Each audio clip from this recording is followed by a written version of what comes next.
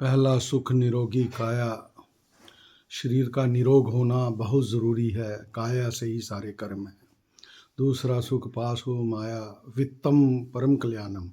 पैसा पास है तो आप अच्छे काम कर सकते हो, दान कर सकते हो, पुण्य कर सकते हो और जीवन के सारे सुखों की प्राप्ति कर सकते हो। तीसरा सुख शील सी नारी, शीलम परम भूषणम। Patience, gratitude, graciousness, humility, humbleness, modesty. These are the real strength, real ornaments of a personality of a woman. अब पहले तो ये वुमेन के ही थे, लेकिन with the passage of time अब आदमी को भी ये सारे गुण अपने अंदर पैदा करने हैं। If you want to have a compatible life at home, if you want to live a peaceful life. चौथा सुख संतान आज्ञाकारी। चौथा सुख है अगर हमारे बच्चे आज्ञाकारी हैं, बात मानते हैं, माता पिता का अवमान करते हैं, माता पिता की टांगें दबाते हैं, पैरों की मालिश करते हैं, उनसे प्यार करते हैं, उनके सभी काम करते हैं, उन वक्त निकाल के अपने माता पिता के पास बैठते हैं, उनकी बातें सुनते हैं, तो माता पिता को बच्चों से कुछ नहीं चाहिए होता। वो यही चाहते हैं कि उनके बच्चे उनके पास बैठें, 2 पल उनसे प्यार की बातें कर लें। वो उनका वक्त मांगते हैं। बाकी बच्चों का धर्म है कि वो अपने माता पिता की सेवा करें, माता पिता को सुख दें। कहते हैं ना, सर्व तीर्थ में ही माता, सर्वदेव में पिता, मातृपितृ तस्मात् सवर्त देवता पूजन्ते। जो बच्चा अपनी माता की सेवा करता है उसे सहज में ही सभी तीर्थों का फल मिल जाता है। जो पिता की सेवा करता है उस पर सभी देवता प्रसन्न हो जाते हैं। सभी देवता उन पर प्रसन्न होते हैं जो अपने माता पिता की सेवा करता है।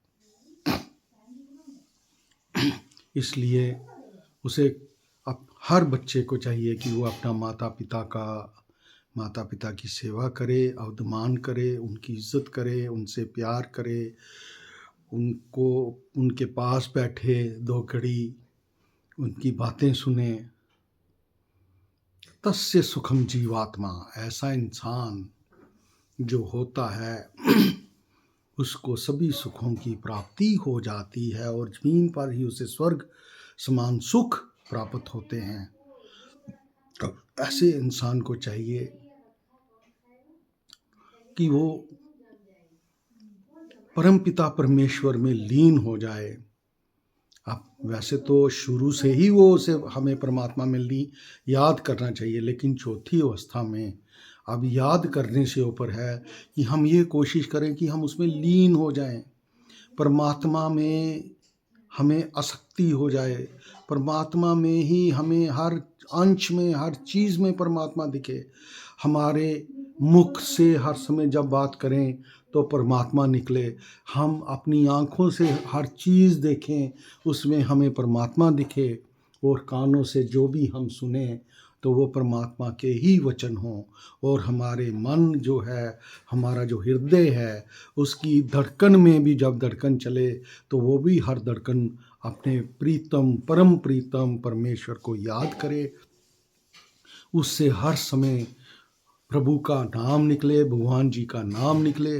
जब उस हृदय से प्रभु जी का नाम निकलेगा तो उस हृदय से जब हम श्वास लेते हैं तो हृदय चलता है, और जब हृदय में प्रभु का नाम चलेगा तो वो उस हृदय से पाँव के नख से लेकर सिर की शिखा तक चला जाएगा, और हमारे शरीर के कण कण में, हमारे रोए रोए में, हमारे हर एक खून के कतरे में प्रभु जी का वास हो जाएगा।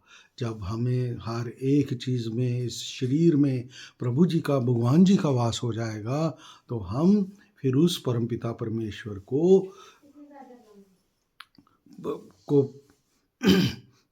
हम उस परमपिता परमेश्वर का अंश बन जाएंगे, और फिर उसमें प्रभु कृपा से हमारा उनसे मिलन हो जाएगा।